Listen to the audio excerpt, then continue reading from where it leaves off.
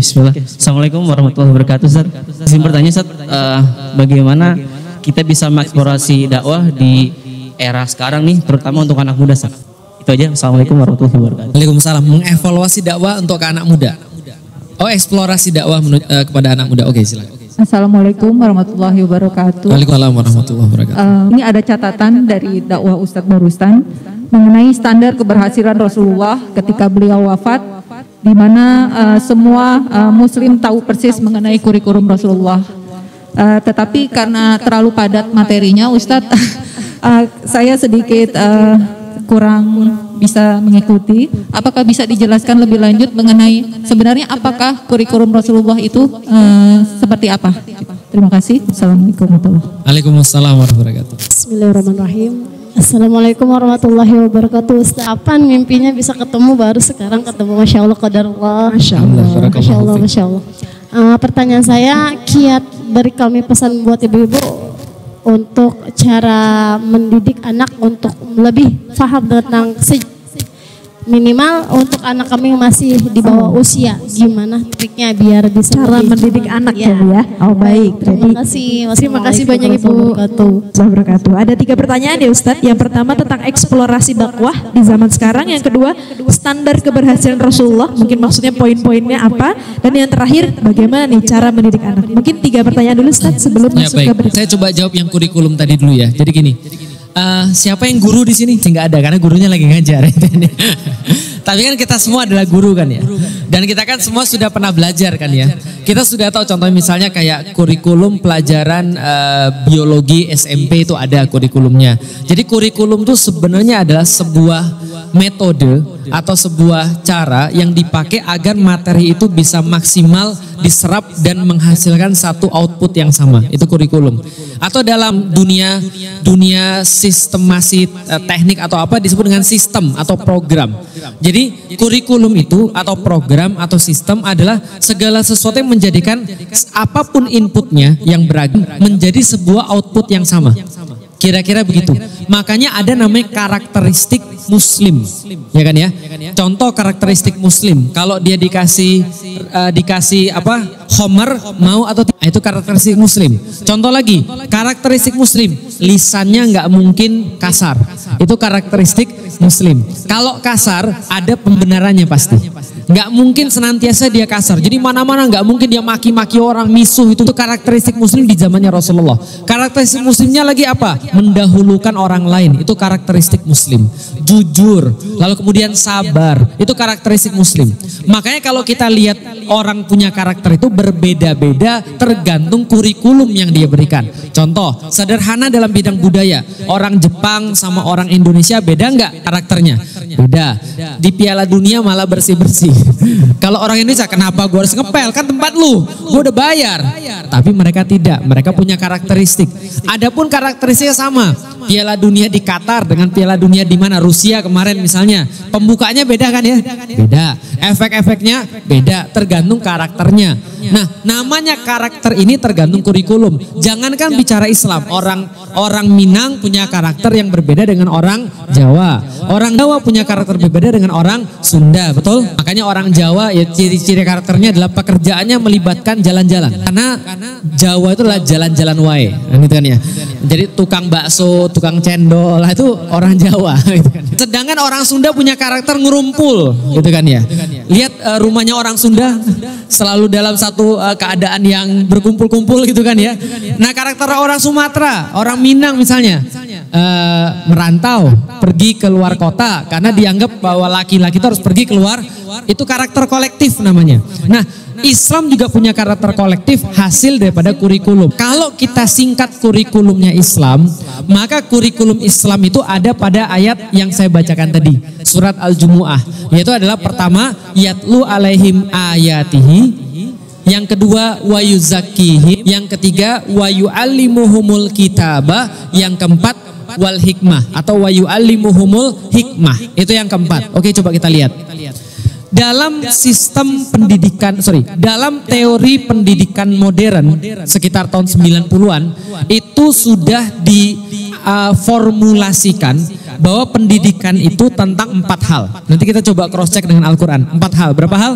4. Satu, namanya kesadaran atau pendidikan kognitif.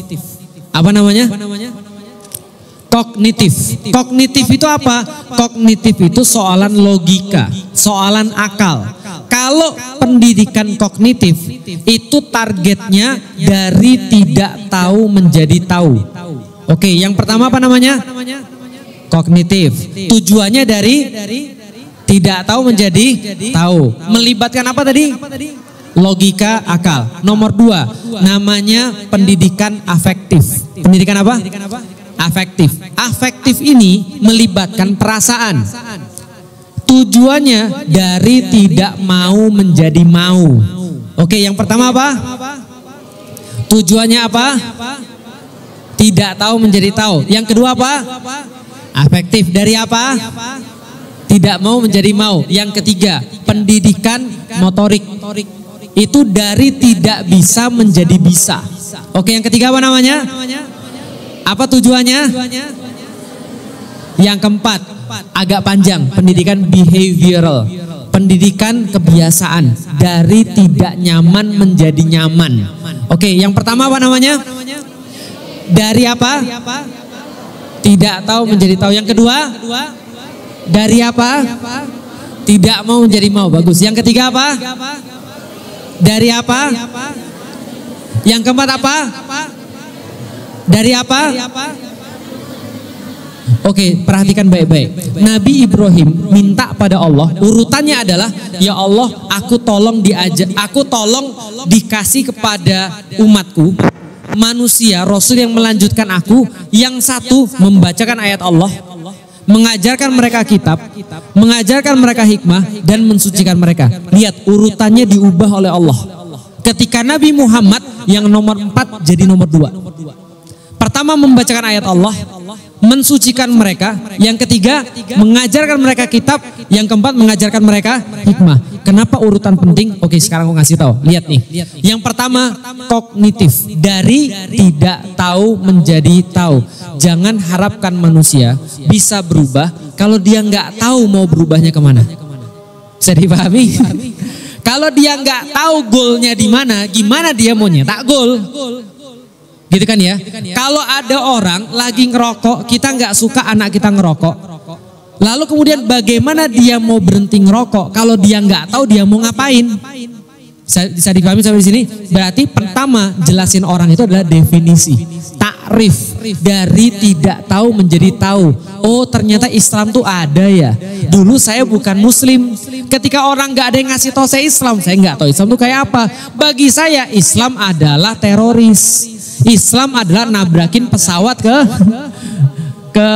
gedung. Islam adalah bom bunuh diri. Itu taunya saya. Ada orang ngasih tahu saya. Berarti dia ngasih tahu saya dari tidak tahu menjadi tahu. Apakah saya mau masuk Islam? Belum. Karena yang puas cuma akal saya belum mau masuk Islam.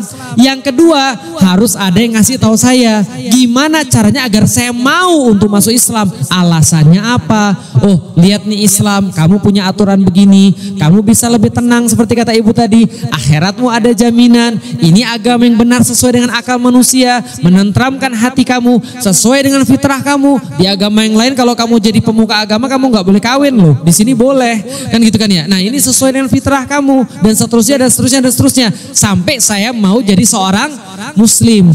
Tapi saya nggak tahu caranya. Gimana caranya kalau saya bersyahadat? Gimana caranya kalau saya jadi seorang Muslim? Baru dikasih tahu syariat. Paham? Baru dikasih tahu syariat. Syariat Islam tuh begini, nggak boleh makan babi ya, karena babi itu memang enak. Tapi ada yang lebih enak daripada babi, yaitu adalah apa? Ya yang lain lah, terserah gitu kan ya. Jadi pokoknya nggak boleh makan babi lagi ya, nggak boleh lagi ya riba, nggak boleh lagi ya pakai celana pendek kalau keluar. Kalau misalnya mau untuk sama cewek harus nikah ya, nggak boleh pacaran. Baru dikasih tahu syariat. Oh gini ya, coba ajarin dong. Nah, ini salah nih, kamu masih nggak syar'i. Gini loh caranya. Saya berbuat salah lagi, diajarin lagi yang mana yang benar. Itu adalah motorik. Motorik itu adalah apa? Saya lakukan, kamu lihat. Nih lihat nih cara yang benar. Sudah itu, oke kamu lakukan, aku lihat. Sudah lihat aku, sekarang kamu lakukan, aku yang ngecek. Yang ketiga, kamu lakukan, aku pergi. Selesai. Itu cara ngajarin orang. Itu motorik. Nah, sampai kepada motorik, apakah aku merasa nyaman? Belum tentu. Bisa jadi balik lagi ke agama yang lama. Tahu nggak sih? Nggak pakai celana pendek itu nggak enak. Orang Chinese itu ya, nggak semua orang, mungkin aku aja mungkin kali ya, itu nggak suka kayak apa ya, rikuh gitu maksudnya, paham nggak sih? Dalam keadaan basah terus gitu kan ya, dikit-dikit wudu kan ini kan basah, terus baju basah itu rasanya nggak enak, rasanya pengen ganti baju terus. Kalau pas awal-awal itu kan mungkin teman-teman nggak ngerasain, tapi kalau aku ngerasain nggak nyaman banget rasanya, harus punya banyak aturan, ngelihat babi pengen, paham ya? Kira-kira gitu. Itu kan nggak nyaman. Nah, sampai kemudian dilakukan terus-menerus sampai menjadi sebuah behavior, menjadi sebuah kenyamanan. Maka kenyamanan ini adalah target yang bisa buat orang berubah. Karena kalau orang belum nyaman, dia belum berubah sejatinya, baru mau berubah. Contoh, siapa yang lahir tahun 80-an angkat tangan? 70-an? 90-an. Nah, yang 90-an gak usah jawab ya. Ini hanya tuh 70-an dan 80-an. Yang 90-an gak usah jawab karena gak ngerti. Aku pengen nunjukin hasil daripada behavioral. Oke? Gak usah dijawab ya. Aku mau nanya, apapun makanannya, minumannya, gak usah jawab. Kenapa Anda bisa kepikir yang itu? Karena Anda sudah dibiasakan. Paham ya? Nah, targetnya Islam itu sampai behavioral. Awalnya seperti apa? Nih aku jelasin. Kalau orang tidak tahu apa Allah, siapa Allah, dan apa itu definisi Allah, dia nggak akan mungkin taat sama Allah. Sebagaimana seorang yang kerja nggak akan pernah mau taat sama bosnya kalau dia nggak tahu siapa bosnya. Paham sampai di sini? Contoh misalnya, pernah kejadian di film, tapi pernah kejadian di film, ada seorang kaya punya gedung, lalu kemudian karena orang kaya itu kan nyeleneh ya, pakai bajunya ya kayak Pak Fahmi nih orang kaya, pakai bajunya biasa gitu kan ya, kemudian biasa kayak kuli gitu ya, terus dia pergi ke front office, terus bilang saya mau ketemu dengan bapak ini, manager, general manager. Front office-nya bilang bapak nggak boleh ketemu. Kenapa? Bapak udah buat janji. Karena kenapa? Karena dia taunya bahwa orang ini kayaknya nggak punya tanda-tanda bos. Paham ya? Makanya saya pernah saya kan tinggal di Bogor, ada satu perumahan itu bisa tembus. Kalau seandainya jalan itu aku bisa tembus dan mengurangi waktu. Lucunya adalah aku naik mobil boleh lewat. Temenku ditahan. Terus bilang ini bukan jalan umum Pak. Apa bedanya? Dalam diriku terdapat tanda-tanda punya uang. Aku bilang salah kamu, harusnya kamu tuh sipit dikit. Karena itu perumahannya orang sipit, paham? Jadi ketika lihat aku langsung Assalamualaikum Pak, atau selamat pagi Pak, itu kan ya. Karena aku punya tanda-tanda orang kaya. Kamu kayaknya perlu ganti baju atau ya manicure dan pedicure dulu lah gitu kan. Contoh kayak gini ya, contoh lagi. Contoh, kita tuh sering kali underestimate kalau kita nggak tahu tanda-tanda dia orang penting. Betul nggak sih? Contoh ya, ada jamaah, ini kejadian nyata nih. Ada jamaah, dia pakai baju koko, rambutnya putih, jenggotan. Dia kemudian bilang, Assalamualaikum Ustadz. Aku juga waalaikumsalam, biasa aja gitu kan ya. Tiba-tiba besok aku ketemu dia dengan pakaian kebesarannya. Apa pakaian kebesarannya? Dia pakai jas warna putih, terus pakai kacamata, dia dokter spesialis. Mau nggak mau besok ketemu dia, aku bilang Assalamualaikum dok gitu kan ya. Daripada disuntik mati gitu kan ya. Paham gak sih kira-kira maksudku? Kalau kita nggak ngerti tanda-tanda orang, kita tuh akan remehin dia atau minimal nganggap dia biasa. Ada seorang bapak-bapak biasa aja, jalan-jalan biasa aja ya. Kita kira sebagai jamaah, ya everyday jamaah gitu maksudnya, jamaah sehari-hari. Tiba-tiba besok kita lihat dia dengan pakaian kebesaran dia, ada bintangnya 3 di sini. Besok-besok ketemu kira-kira kita lebih perhatian atau tidak? Sama kayak Allah, yatlu alaihim ayatihi adalah menyadarkan manusia tentang siapa yang penting di dunia ini. Dan kita nggak bisa buat anak kita untuk bisa taat sama Allah sebelum dia tahu siapa Allah. Bisa dipahami sampai di sini? Tadi pagi kan ada gempa tuh, ngerasa nggak sih? Aku juga enggak gitu kan ya. Aku lagi jalan ke mobil soalnya gitu kan ya. Nah jadi coba ya, tapi gempa sebelumnya yang kemarin di Cianjur aku kerasa. Aku bilang gini, aku lagi main komputer tiba-tiba goyang. Aku bilang ada apa ini goyang? Aku kira lagi pusing atau apa. Aku pergi keluar mau jatuh. Kebayang gak sih kalau seandainya kayak gitu gak berhenti-berhenti? Takut gak Anda pas gempa? Takut banget. Lalu aku bilang, siapa yang kita sebut pertama kali? Allah, ya Rob, ya Gusti dan segala macam. Betul begitu? Karena begitu kita dalam keadaan kayak gitu, kita langsung connect pada orang yang pegang kita. Paham sampai di sini? Siapa tahu aku ketimpa apa, setidaknya kalimat terakhirnya Allah. La ilaha illallah Muhammadur Rasulullah. Aku pernah naik pesawat, itu turbulensinya luar biasa. Sampai terbang aku, kepala ini sampai kena atas, tau gak? Serius, itu di sebelahku ada cewek pakai tank top, langsung ya Allah, la ilaha illallah Muhammadur Rasulullah. Masih punya Tuhan dia gitu. Paham gak sih? Perhatikan baik-baik, kalau Anda sadar siapa itu Allah, Anda mau taat pada Allah. Paham ya? Anda baru mau taat pada Allah. Maka yatlu alaihim ayatihi adalah membuat orang sadar siapa Allah. Bukan hanya baca ayat Quran, bukan. Membacakan sampai mereka sadar. Membacakan ayat itu ngasih tahu tanda. Kayak tadi loh, oh ternyata dia dokter, oh ternyata dia jenderal dan segala macam. Membacakan itu menyadarkan pada orang sampai dia tahu dengan siapa mereka berhadapan. Yaitu adalah Allah. Dik, coba lihat dik, kemarin pas gempa gimana? Ngeribi. Itu baru ciptaannya Allah. Paham kira-kira saya? Sedangkan Allah itu lebih. Ngelihat tsunami misalnya, ngelihat tsunami, ngeri nggak? Ngeri. Kasih hadis, tahu nggak? Lautan itu sehari 100 kali minta pada Allah untuk menghantam manusia. Cuma Allah tahan. Lah kalau Allah nggak tahan kira-kira gimana? Ngelihat nggak? Bogor banyak petir tiap hari. Jadi petir itu pemandangan sehari-hari. Gitu kan ya? Lihat petir ngeri atau enggak? Kemarin petir ngantem trafo langsung kelihatan ada api terus listrik hilang. Itu baru ciptaannya Allah. Gimana kalau Allah? Pikirin aja sendiri. Yatlu alaihim ayatihi sehingga mereka tahu mereka berhadapan sama siapa. Kalau mereka tahu mereka berhadapan sama siapa, mereka nggak mungkin macam-macam. Itu satu. Yang kedua, wa yuzakkihim dan menjadikan manusia tahu diri bahwa mereka lemah. Lihat mayit. Coba apa bedanya dengan kita? Semua mereka ada, kita ada. Mereka punya jantung, mereka punya mata, mereka punya semua segala macam pembuluh darah, tapi mereka nggak diizinkan oleh Allah hidup. Kita diizinkan oleh Allah hidup. Tahu nggak seberapa lemahnya manusia? Kalau manusia merasa lemah, mereka mensucikan diri mereka. Tahu mereka lemah, mereka mau taat pada Allah. Paham ya? Kemauan taat pada Allah itu muncul ketika kita merasa lemah. Makanya orang yang merasa hebat nggak ada mau mereka taat pada Allah. Mulai mereka untuk merendahkan orang lain. Kalau merasa hebat tuh, mulai merasa mereka lebih tahu daripada Allah. Itu kan kerudung itu kan zaman dulu. Saya ini adalah S3 psikologi. Saya tahu bahwa manusia itu zaman dulu berbeda dengan zaman sekarang. Itu peradaban padang pasir. Paham? Merasa lebih tahu daripada Allah karena merasa dirinya hebat. Lihat mereka bisa ngomong kayak gitu nggak kalau pas lagi sakaratul maut? Paham ya? Ketika mereka merasa lemah, orang-orang yang sakit, orang punya banyak utang, itu pasti lebih banyak menyebut nama Allah. Betul? Karena mereka merasa mereka lemah. Ya Allah, gaji cuma 5 juta, utangnya ada 50 juta. Kalkulator mana yang bisa masuk?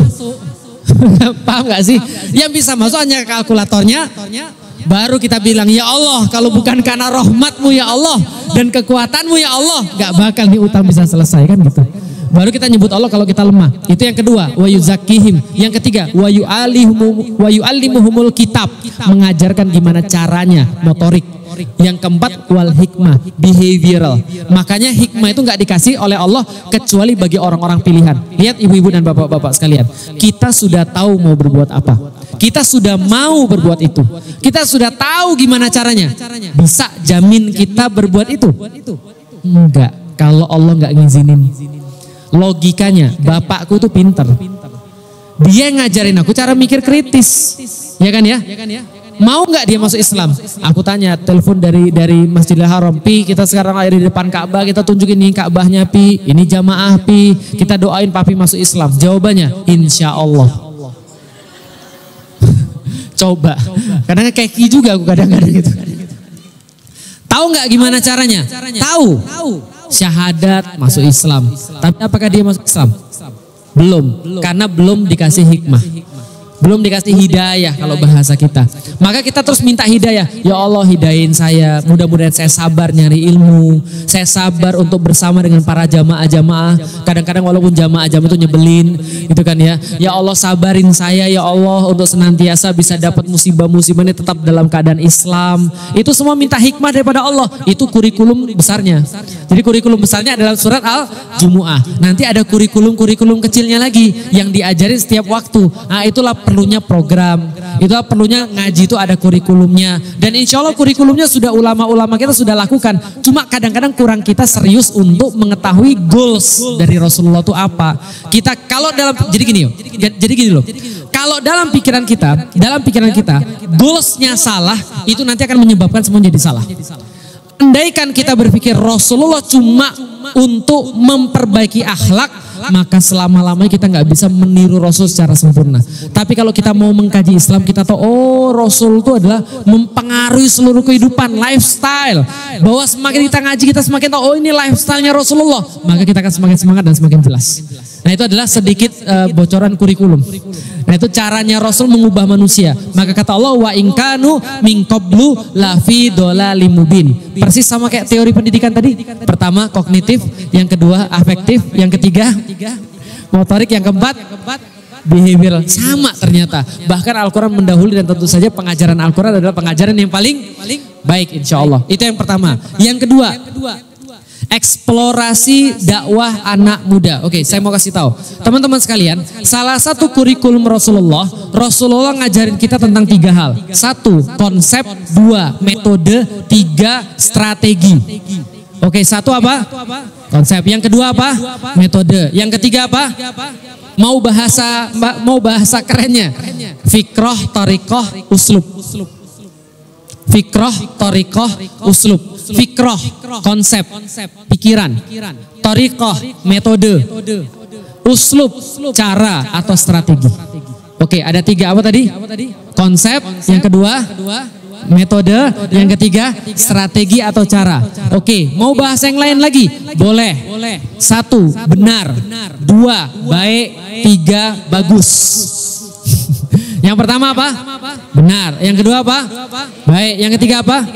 Oke, teman-teman sekalian, sebagai seorang pendakwah, kalau kita lihat diri kita seorang pendakwah, maka mulailah memahami konsep Rasul atau fikroh Rasul atau benernya Rasul.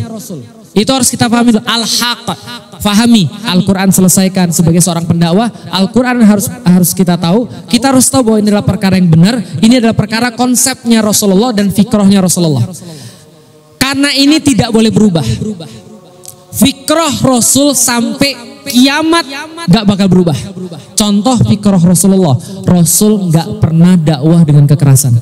Jadi siapapun yang berbuat kekerasan dan merasa ini dakwah, bagi saya tidak bisa diterima. Paham sampai di sini? Karena ini fikrohnya Rasul dan konsep itu nggak akan berubah sampai akhir zaman. Bisa paham ya? Oke. Yang kedua, metode atau baik itu juga harus kita pahami dan ini nggak bakal pernah berubah. Salah satu metode dakwah Rasulullah adalah berjamaah. Maka tadi aku bilang, aku dulu adalah orang yang meyakini sendiri lebih baik, gitu kan ya. Kenapa? Kan bareng-bareng kan susah, paham ya? Teman-teman di sini ada yang pernah ikut aku travel pergi ke luar, tahu bahwa bersama jamaah itu merepotkan, paham ya? Pergi, Ustadz mau ke WC, Ustadz ini ada satu ketinggalan, Ustadz, ya itulah orang Indonesia ya, suka belanja, suka WC dan suka selfie, kan gitu kan ya? Ketinggalan melulu. Jadi kalau kita tuh trip itu nggak pernah tepat waktu gitu loh maksudnya. Aku bilang kadang kalau jalan sendiri kan lebih enak ya. Tapi Rasul ngajarin kita yang nggak mungkin berubah. Metode Rasul salah satunya berjamaah. Paham saya di sini? Nah, itu yang Rasul sampaikan. Tidak pakai kekerasan, selalu menggunakan pemikiran. Itu metode fikroh torikoh atau metode, konsep dan metode. Ini nggak bakal berubah sampai akhir zaman. Yang boleh berubah adalah apa? Uslub. Itu boleh berubah, strategi itu boleh berubah. Nah, kalau ditanya pada aku, apa strategi dakwah pada anak muda? Oke, aku coba untuk ngasih tahu lagi. Ada berapa? 3. Ada benar, ada yang kedua apa? Baik, yang ketiga apa? Perhatikan baik-baik, orang-orang yang dakwah harus mulai dari benar, baru baik, baru bagus. Tapi orang yang didakwahi, mereka nggak peduli Anda benar atau tidak, mereka nggak peduli bahkan Anda baik atau tidak, yang mereka peduli hanya Anda bagus atau tidak. Paham sampai di sini? Contoh, orang kafir Quraisy dengar Al-Quran. Mereka orang Arab, kafir Quraisy dengar Al-Quran, mau beriman atau tidak? Al-Quran benar? Benar. Mau beriman mereka? Enggak. Al-Quran isinya baik? Mau beriman mereka? Satu-satunya yang mereka nggak bisa tolak adalah Al-Quran itu indah dan bagus. Paham sampai di sini? Berarti kalau Anda dakwah, Anda mulai dari apa tadi? Benar. Lalu kemudian kedua adalah baik. Yang ketiga, pastikan Anda bagus sehingga orang nggak bisa nolak Anda. Karena Al-Quran ngajarin kita begitu. Rasulullah itu benar, tapi masih nggak ada, masih orang kafir Quraisy nolak beliau. Rasulullah itu baik banget, masih ditolak. Bayangin mereka nitip duitnya pada Rasul, mereka minta apa-apa pada Rasul, kan minta tolong, tapi nggak mau beriman. Berarti benar dan baiknya Rasul ditolak, tapi bagusnya Rasulullah nggak bisa mereka tolak. Muhammad tuh bukan nipu. Gak bisa kita bilang Muhammad tuh nipu, dia alamin. Gak bisa kita bilang Muhammad tuh penyihir. Gak bisa kita bilang orang gila. Tapi ujungnya mereka bilang, ya udahlah kita bilang orang gila aja lah, karena gak bisa semua. Paham gak sih maksud saya? Karena bagusnya Nabi itu gak bisa ditolak oleh orang. Maka bikinlah satu dakwah yang gak bisa ditolak oleh orang. Kadang-kadang para pendakwa mencukupkan diri hanya pada baik dan benar. Yang saya sampaikan benar kok. Yang saya sampaikan itu adalah sesuatu yang baik kok. Kalau mereka gak suka, urusan mereka. Gak juga gitu konsepnya Bapak. Karena kalau dakwai orang itu yang penting bukan kita, yang penting tuh mereka. Kalau benar iya, yang penting kita benar. Tapi kalau sampai dakwahnya itu mereka. Bisa dipahami sampai di sini. Karena kata Rasul, balighu anni walau ayah. Sampaikan dariku walaupun satu, berarti harus sampai. Bukan cuma ngomong, tapi harus sampai. Kalau sampai berarti preferensi mereka atau preferensi kita? Preferensi mereka, tapi kita nggak boleh meninggalkan fikroh dan thariqah. Contoh, sekarang lagi rame di antara anak-anak muda apa? Korea. Semua anak-anak kita tahu Korea. Ada yang tahu tapi lebih banyak, ada yang nggak tahu tapi lebih banyak yang tahu tentang. Pertanyaanku sederhana. Bukan pertanyaan, aku pengen cerita. Ada kisah nih ceritanya. Ini terjadi di rumahku, gitu kan ya. Aku punya adik perempuan. Bapakku, dan dia kalau mengkritik kan gak enak, gitu kan ya. Lalu dia pernah ngeritik adikku, kamu tuh ngapain sih? Dia sukanya EXO atau BTS, aku lupa. BTS dia suka. Nonton Korea terus. Ini bukan orang Muslim loh. Coba lihat, ini bukan orang Muslim. Nonton Korea terus. Emang dia ngasih kamu makan? Emang kalau kamu sakit dia urusin kamu? Emang kalau misalnya kamu ada sesuatu dia peduli? Yang didik kamu kan bukan dia, yang ngasih makan kamu juga bukan dia. Dan mereka itu cuma plastik doang, operasi plastik, ember doang. Itu adikku langsung ngamuk. Paham gak sih maksudnya? Padahal itu orang tuanya, tapi dia langsung ngamuk. Itu baru satu kejadian yang lain. Anak Muslim dikonfrontasi dengan begitu juga. Kamu tuh ngapain? Kamu tuh tahu nggak mereka tuh masuk neraka? Siapapun yang suka dengan seseorang, dia bersama dengan orang itu ketika di akhirat, tahu nggak? Itu kata Rasulullah. Mau kamu masuk neraka sama dia? Orang plastik, orang cuma operasi, cuma bisa dance segala macam. Apa yang terjadi tahu? Itu anaknya ngambil pisau. Serius, perempuan ngambil pisau. Paham maksudnya kira-kira? Pertanyaanku, ini salah anaknya? Ini salah anaknya? Belum tentu. Salah ibunya? Juga enggak. Apa yang salah? Pendekatan. Pendekatannya salah. Ibunya enggak salah. Anaknya pun enggak salah. Pendekatannya salah. Jadi kalau anak muda jangan dikonfront dengan cara seperti itu. Karena kita enggak, anak zaman sekarang enggak mau dijudge. Tahu nggak bedanya apa? Bedanya anak, siapa yang lahir tahun 80-an? Nah, sama, itu kan 80. Tahun 80-an itu nanyanya why, kenapa aku harus melakukan ini? Kalau di atas 80 nggak banyak tanya mereka, apa yang harus kami lakukan? Kami akan lakukan. Beriman kok perlu dengan pertanyaan why, gitu kan ya. Ada pernah temanku ikut pengajiannya Ustadz Wimar, fast atau slow gitu ya, kira-kira gitu lah. Beriman kok pakai berpikir. Beriman tuh yang gak usah mikir, beriman ya beriman aja. Itu zaman Anda, ibu-ibu dan bapak-bapak tahun 60-an. Nggak perlu mikir untuk mendapatkan iman. Masalahnya anak muda zaman sekarang mereka mikir, mereka dikasih para liberal referensinya banyak. Mereka nanya, kenapa Tuhan kita harus Allah? Kenapa Nabi kita harus Muhammad? Kitab kita harus Quran. Paham tuh di sini harus dijelasin pelan-pelan sesuai dengan akal mereka. Karena zaman dulu nanyanya what, zamanku 80-an nanyanya why. Kenapa kita harus berbuat begini? Tahu zaman terakhir ini tahun 96 ke atas nanyanya apa? Why not? Kenapa nggak boleh? Aku sudah melakukan, kenapa emang? Paham gak sih? Nantangin orang zaman sekarang. Makanya kadang-kadang aku suka selek sama orang zaman sekarang. Bayangin, itu cara pendekatan yang berbeda. Nah, cara pendekatan yang berbeda ini harus kita sinkronkan. Maka suatu waktu bagiku LGBT itu penyakit. Aku bilang mana-mana, LGBT itu penyakit tahu nggak? Nggak ada yang namanya born this way. Ini penjelasan DNA-nya dan segala macam. Suatu waktu tuh Fuad, tahu Fuad, orang yang sekarang berkecimpung di dunia di dunia K-Wavers Korea, ada di ngaji. Dia bilang ini, Ustadz, aku punya masukan. Iya gimana Ad? Masukanku Ustadz jangan ngomong para LGBT itu penyakit deh. Kenapa? Itu mereka jadi sakit hati Ustadz. Kenapa sakit hati? Mereka lebih suka dibilang bahwa kami itu maksiat, dosa, daripada dibilang berpenyakit. Kesannya tuh berpenyakit gimana gitu maksudnya, paham gak sih maksudnya? Jadi mereka tuh lebih ridho dibilang pendosa. Jadi mereka lebih mau Ustadz bilang LGBT itu dosa loh. Jangan LGBT itu dosa. Jangan bilang penyakit. Aku bilang gini, ya udah kalau gitu aku coba jadi masukan. Kenapa? Karena ini soalan fikroh, torikoh atau uslub. Konsep kita bahwasanya orang tuh harus berubah dari kemaksiatan. Metode dakwanya sudah jelas. Sedangkan yang itu tadi itu boleh dipilih. Maka aku bilang, makasih Ad, besok aku akan bisa bilang bahwa mereka itu berpenyakit. Aku akan bilang mereka itu dosa, bukan berpenyakit. Bisa dipahami? Dulu ketika aku masih awal-awal tahun 2012 aku nggak suka banget dengan K-pop. Paham gak sih maksudnya? Ini apa-apaan ini? Gitu kan ya. Antara Islam dan aku Jepangan, paham ya? Dan orang Jepang kan gak suka Korea. Lalu aku bilang, ini apa-apa nih operasi plastik dan segala macam. Aku sama pendekatannya. Kalian itu kok malah ngedance dan segala macam. Gak boleh nontonin dan segala macam. Sampai kemudian Fuad juga sebagai orang yang sudah pernah kena Korea terus bilang sama aku gini. Mereka itu gak suka dibilang kayak itu. Lagi pula apa urgensinya Ustadz ngina-ngina mereka? Apakah mereka akan berubah kalau dihina mereka operasi plastik, mereka cuma jago ngedance, malah kita dibilang julid. Paham gak sih maksudnya? Itu Ustadz julid aja, karena gara dia gak ganteng, gara-gara wajahnya jerawatan, gara-gara dia gak perawatan, gara-gara dia gak bisa ngedance, gara-gara dia gak punya duit, julid aja dia. Paham gak sih? Jadi kalau Anda mau julid, pastikan Anda lebih baik. Paham ya? Kalau enggak Anda dikira julid. Paham gak sih maksudnya? Jadi kalau Anda mau mengkritik orang, Anda harus punya karya dulu. Gitu loh maksudnya. Baru Anda boleh mengkritik orang.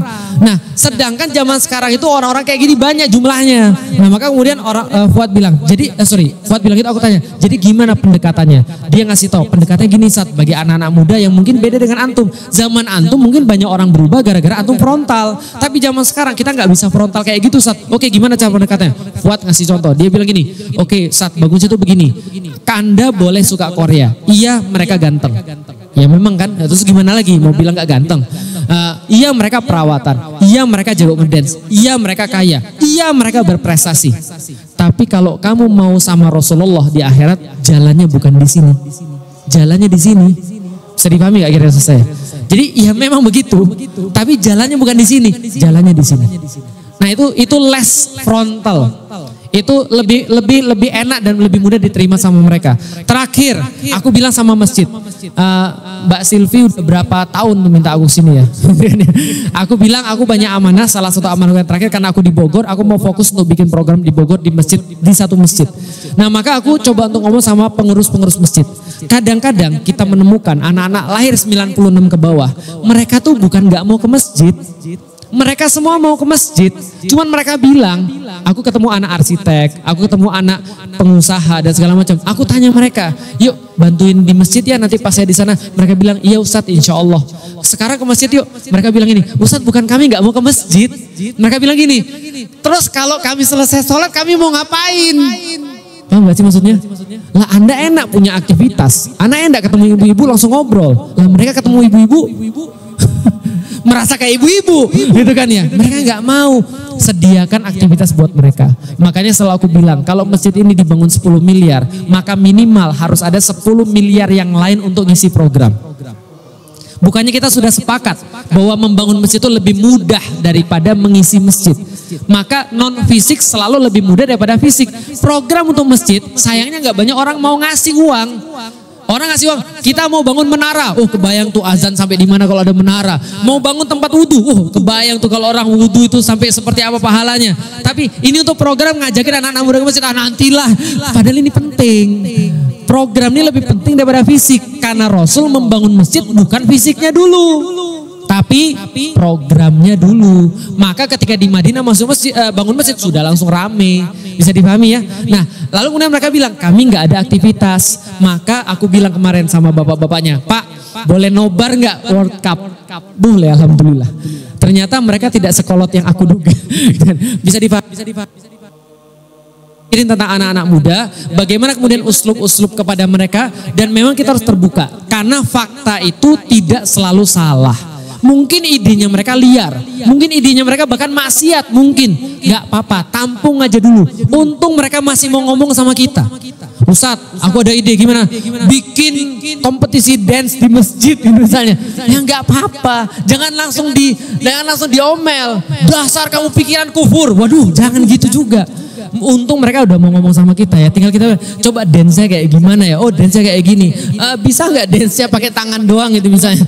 Atau gimana gitu kan ya misalnya. Atau dipindah ke tempat lain kayak. Atau diganti pingpong atau apa kayak gitu kan ya. Dan segala macam. Asal mereka difasilitasi. Nah mereka tuh bukan nggak mau. Tapi mereka belum menemukan apa yang mereka bisa lakukan di masjid.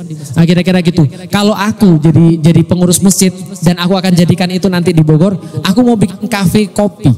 Untuk anak-anak tuh ngobrol di sana. Minimal mereka dapat ya kasih wifi gratis. Ternyata bisa loh. Ada beberapa penyedia internet mau ngasih wifi gratis untuk fasilitas umum.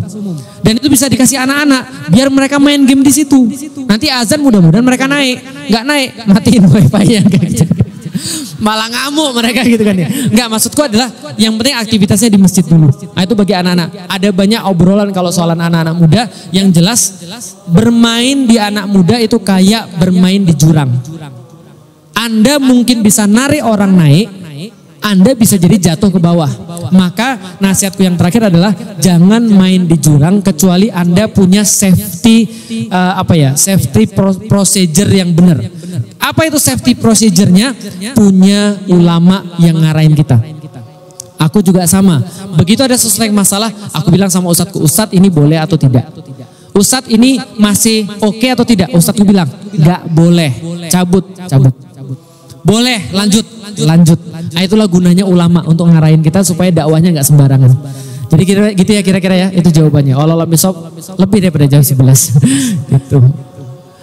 yang satu lagi ya, tentang anak ya. Tentang anak tadi ya. Bagaimana menanamkan pendidikan terhadap anak. Pendidikan terhadap anak sama kayak tadi. Pertama adalah dari tidak tahu menjadi tahu. Kalau masih di bawah umur, maka tidak perlu dikasih why. Cukup dikasih what dan dikasih how sama pembiasaan. Contoh, anakku namanya Alila, semenjak 6 bulan sudah aku kerudungin. Lalu aku ajarkan pada dia, ini pakaian muslimah. Ini pakaian muna. Awalnya dia nggak mau, dia lepas, panas. Tapi nggak apa-apa, kita sabar, kita pakein kerudung, kita ajarin kerudungan. Lama-lama dia merasa ini bajunya dia. Yang kalau dia nggak pakai kerudung dan jilbab, dia nggak kayak pakai baju. Buktinya apa? Ini namanya behavioral atau yang namanya kebiasaan. Suatu waktu bilang, tunggu di kamar ya, Abi lagi ada tamu. Dia bilang iya. Dia masih pendek, kerudungnya aku gantungin di atas. Setelah kemudian beberapa waktu kemudian dia nangis, mau keluar, dia mau ngambil minum, nggak bisa ngambil kerudung. Bisa dipahami? Padahal dia belum balik. Kenapa dia mau untuk seperti itu? Karena dia tahu itu pakaiannya. Setelah dia balik, baru masukin pelan-pelan tentang why. Usia prabalik itu why yang diperkuat. Kenapa? Kenapa kita harus menyembah Allah? Kenapa kita harus sholat? Kenapa kita harus puasa dan segala macam? Semua curhat ibu-ibu sama. Begitu memasuki usia prabalik dan balik, biasanya anak-anak udah mulai lepas. Karena sudah mulai sama teman-temannya, nggak bisa lagi ditemenin sholat dan segala macam. Maka semenjak usia prabalik atau usia masih dini, selalu bilang sama anak-anak, kasih alasan-alasannya. Contoh, aku selalu bilang sama mereka, Dek, Gozi, Koko, Ayah, Cece, Abi nggak bangga kalau kalian punya mobil. Suatu hari nanti kalau kalian sudah gede, kalian punya mobil, gak usah tunjukin Abi. Kenapa? Abi sudah punya mobil. Abi nggak bangga kalau kalian punya rumah. Abi juga sudah punya rumah. Bisa paham ya? Dan orang yang bukan muslim juga punya rumah dan punya mobil. Gak usah bangga. Tapi 2 hal yang paling penting bagi Abi yang gak boleh kalian tinggalkan. 1 sholat, 2 Quran. Sholat, Quran. Jangan tinggalin dan benar-benar perhatiin. Jangan main-main. Kalian punya waktu 24 jam main. Tapi jangan main-main soalan sholat, jangan main-main soalan Quran. Kenapa? Nanti kalau Abi sudah berada di bawah tanah, Abi gak bisa lihat rumah kalian kayak apa. Abi nggak bisa numpang mobil kalian kayak apa. Dan Abi nggak akan bisa rasain harta kalian. Abi juga nggak tahu kehidupan kalian dan nggak mau tahu. Tapi yang bisa ngasih Abi ketenangan kalau kalian nggak ninggalin Quran dan sholat. Itu membekas pada mereka. Sampai ketika masih kecil. Nah maka kasih tahu mereka hal-hal yang kayak itu. Kita ini bisa begini karena kita tuh kemudian bersyukur, kita bisa jadi begini. Syukurnya pada Allah salah satu dengan sholat. Kalau misalnya contoh kita kasih mereka makanan, mereka dibiasain makasih Abi, makasih ya Umi, makasih kepada Allah lebih penting daripada makasih pada Abi dan Umi. Nah makasih kita yang paling rendah adalah dengan sholat. Makanya kan ketika ada kenikmatan apa yang Allah sampaikan? Sholat. Ada kenikmatan sholat, ada kenikmatan sholat. Kenapa kenikmatan itu selalu diasosiasikan dengan sholat? Karena kenikmatan tidak ada cara yang lebih baik untuk meresponsnya kecuali dengan syukur. Dan syukur yang terbesar salah satu dengan cara sholat. Bisa dipahami teman-teman sekalian? Nah maka ini adalah salah satu kita harus coba untuk sampai pada anak-anak kita. Itu kalau pra balik coba dengan what saja dulu dan how dulu. Nanti kalau mereka sudah balik pelan-pelan mereka dikasih tahu tentang why. Nah itulah pentingnya berjamaah. Makanya contoh kayak gini ya. Kalau 1-2 anak di The Latinos ngaji itu aneh. Dia kayak dianggap orang tua. Dan orang-orang tuanya juga nggak memberikan vibes bahwa mereka tuh harus ngaji. Tapi coba seluruh jamaah ini bersepakat. Kita jamaah The Latinos nih. Kita coba yuk di perumahan kita. Anak-anak tuh dibiasain untuk ngaji. Jadi orang-orang lihat udah biasa.